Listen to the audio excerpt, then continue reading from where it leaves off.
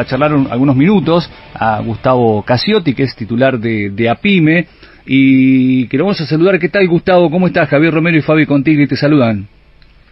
Hola, ¿qué tal? ¿Cómo están ustedes? Un gusto saludarlos. Igualmente, para nosotros. Gustavo, bueno, se conoció ayer el índice de inflación, también el tema de la sequía. Hoy escuchaba a algunos economistas, diferentes economistas, hablando que la Argentina va a perder 20.000 millones de dólares con respecto a la sequía, que eso va a impactar también el tema negativamente en la recaudación para poder afrontar el pago al Fondo Monetario. Digo, es un panorama complicado que se nos viene, ¿no, Gustavo? Sí, por cierto, hay muchos vectores que nos atraviesan y que complican una situación ya de por sí nada fácil.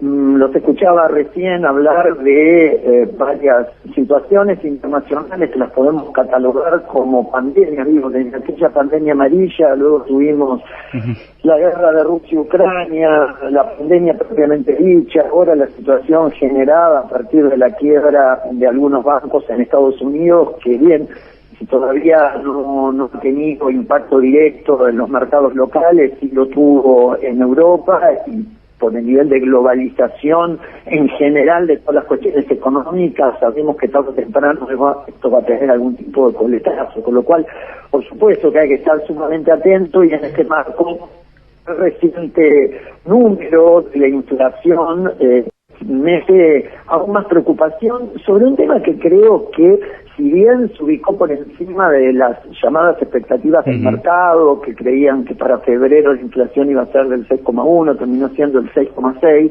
nos está demostrando la complejidad que se tiene en uno de los ítems claves que mide la inflación, que es el precio de los alimentos, en general los productos de la canasta básica, con un programa que evidentemente no está siendo efectivo porque tiene unas cuantas inconsistencias, me refiero concretamente al programa de precio justo. ¿El programa o la aplicación? ¿Qué tal? ¿Cómo te va? Mira, ¿qué tal?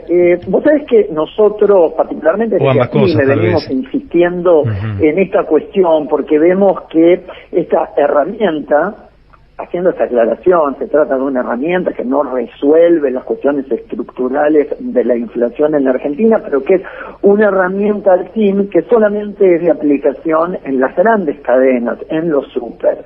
Y esto genera fuertes distorsiones porque no solamente condenamos al consumidor que sigue comprando en los negocios de proximidad a pagar más caro, sino que en la práctica lesiona además a ese rico entramado de pequeñas y medianas empresas y además también, me parece, distorsiona los niveles de inflación porque termina pesando más el precio, en algunos casos congelado, con topes de aumento, si bien esto últimamente viene siendo también relativo, que se encuentra en los súper y no se termina de dimensionar el aumento de los precios que tiene el resto de los canales donde compra el grueso de la gente, particularmente las capas medias y los sectores de menores ingresos. Hay una distorsión muy grande de los valores, ¿no? Uno puede comprar, no sé, un kilo de leche en 200 pesos, un litro de leche en 200 pesos, de golpe va a otro lugar está 250, 390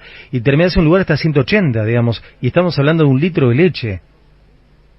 Vos sabés que esta cuestión se da sobre todo en épocas inflacionarias, en donde se produce lo que se llama una alteración de los precios relativos y el consumidor termina generalmente perdido sin tener noción acabada de los precios o de lo que valen las cosas. Y esto obviamente es perjudicial para el bolsillo del consumidor y muchas veces genera muchos abusos. Claro. Pero concretamente, nosotros lo que visualizamos es que en los últimos meses, particularmente desde la aplicación de este programa de precios justos, que nosotros acompañamos porque tiene la intención al menos de disciplinar los aumentos desmedidos de los precios, esas brechas se han profundizado según los canales de comercialización. Y no por abusos de los comerciantes, sino porque de hecho hay listas de precios diferenciales. Unas que manejan lo que nosotros llamamos grandes formadores de precios, pensemos en Arcor, en Molino, Río de la Plata, Montelete, que son muy poquititos en realidad, las grandes marcas para los supermercados, y otras diferentes de mayor valor, por supuesto, para el resto de los formatos, y eso determina que sí, efectivamente, esa brecha de precios se haya profundizado y que genera además una migración de clientes en busca de esos mejores precios, que a veces no los encuentran porque también hay faltantes de esa mercadería, porque de hecho hay desabastecimiento por parte de los grandes fabricantes de algunos productos que pareciera les conviene venderlos en aquellos formatos en donde tiene el precio liberado. También ayer planteaba Pablo Moyano que habría que preguntarse, ¿no?, de estos grandes formadores de precios, los que producen, salen 14 camiones, decía, de un producto y llegan a las góndolas 4 o 5. ¿Dónde van a parar esos camiones que no llegan? También hablaba de la especulación que hay y de hacer política con el humor social. Planteaba eso Pablo Moyano. Sí, vos sabés que, mirá, hay ejemplos concretos que demuestran que evidentemente parte de la producción en un marco de especulación o a la espera de que se validen aumentos no se ponen a disposición, no se aplican a la distribución en los distintos locales, porque de pronto nos encontramos, y pongo un caso concreto que me parece que es ilustrativo, determinadas marcas de aceite que durante meses estuvieron en falta o que parecían muy esporádicamente y ahora de golpe sí empiezan a aparecer, pero con una fecha de vencimiento corta, lo que evidencia evidentemente que eso estuvo producido hace algún tiempo, que estuvo guardado y que ahora aparece porque hay que realizarlo antes del vencimiento. Nos parece que ahí necesitamos más que nunca un Estado súper presente que aplique con todo rigor la ley de abastecimiento.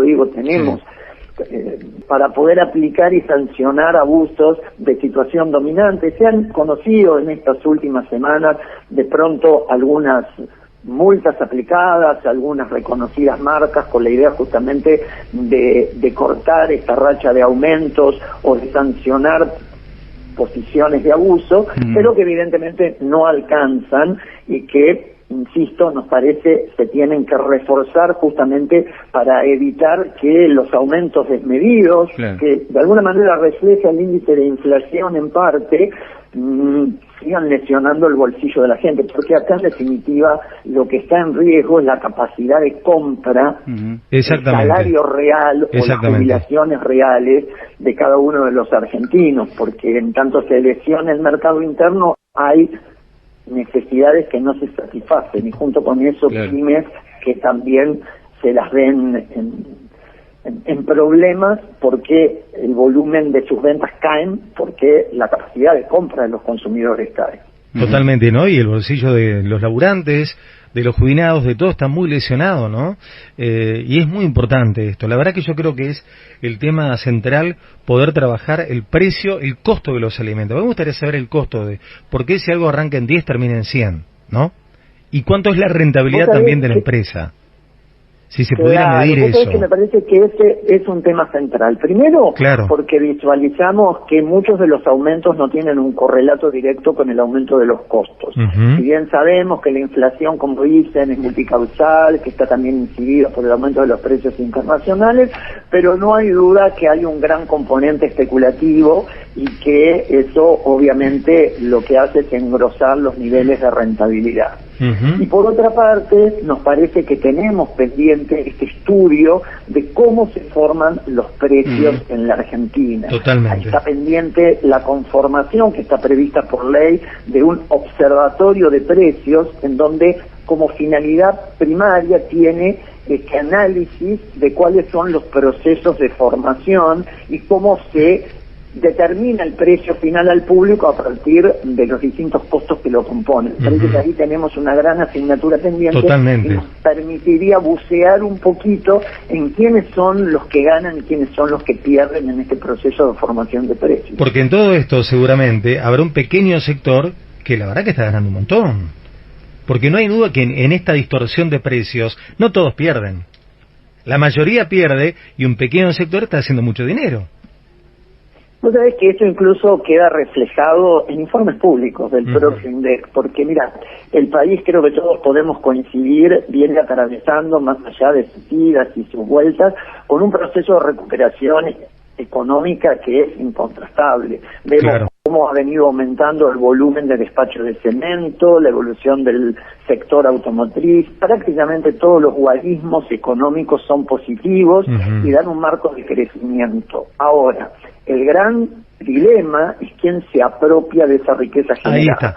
Ahí y nosotros, mira, me tomo un minuto nada más, menos, 30 segundos, nos detenemos en los informes del INDEC, que son de alcance público, que muestran en definitiva cómo esa riqueza generada entre el año 2021 y fines del 2022 se apropió. Vamos a ver cómo los trabajadores pierden participación en esa torta y la gana el rendimiento del capital. Esto es fundamental. La rentabilidad empresaria, pensando no en la pyme, por supuesto, claro, sino en las grandes empresas. Esto que decís es fundamental. Que todo ese crecimiento fue genuino, pero se lo quedaron unos pocos. Unos pocos vivos que son los que se quedan con algo que no les corresponde, claro, ¿no? Gustavo, para ir cerrando la nota, ¿qué hay que hacer ahora con la negociación del fondo, teniendo en cuenta la sequía, la plata que no se va a recaudar por la sequía que tenemos en la Argentina? ¿Hay que revisarlo? ¿Hay que volver a charlar con el Fondo Monetario Internacional? Porque nos va a pegar de lleno en la economía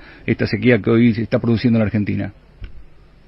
Te diría que dentro de los términos de este acuerdo de facilidades extendidas que cerró el gobierno el año pasado, los factores externos o imprevistos, como en este caso termina siendo la sequía, o de hecho la propia guerra entre Ucrania y Rusia, que impactó en forma negativa en el valor de los precios, particularmente de la energía, son aspectos que estaban previstos a ser contemplados para repautar determinadas metas. Es más, recientemente el propio Fondo Monetario Internacional emitió un informe técnico en donde se están o plantea la reconsideración de las metas de acumulación de reservas en atención justamente a la sequía, que como bien decían ustedes, va a generar, esto ya prácticamente está, te diría, certificado, una pérdida de ingresos en materia de exportaciones del orden de los 15.000, 17.000 millones de dólares, algunos hablan de 20.000, y esto obviamente se convierte en un impedimento para cumplir con los objetivos del Fondo Monetario.